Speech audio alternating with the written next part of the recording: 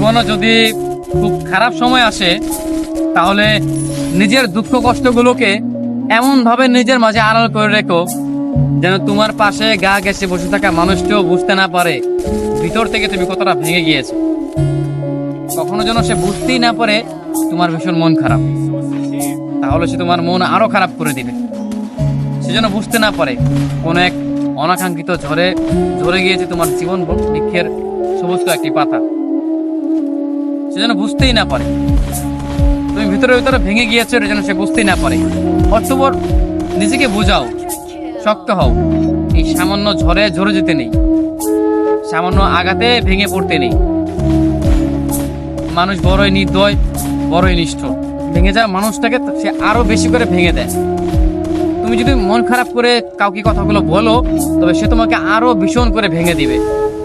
যদি খুব বেশি কষ্ট হয়, তবে একা একা কান্না করো।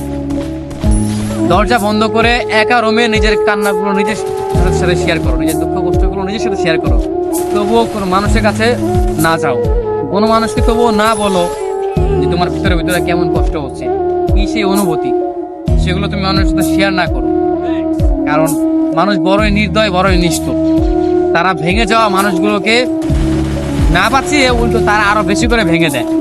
কারণ তারা জেনে যায় যে এই মানুষটা কেন কান্না করে, এই মানুষটার কেন এত দুঃখ, কি নিয়ে তার এত যন্ত্রণা, মনের মাঝে সুখ নিয়ে কেন, সেই জিনিসগুলো দিয়ে তারা এই মানুষটাকে আরো ভেঙে দেয়। অতএব তুমি দেখবে একটা জীবনের একটা পর্যায়ে তুমি দেখবে যে জীবনে যতগুলো মানুষের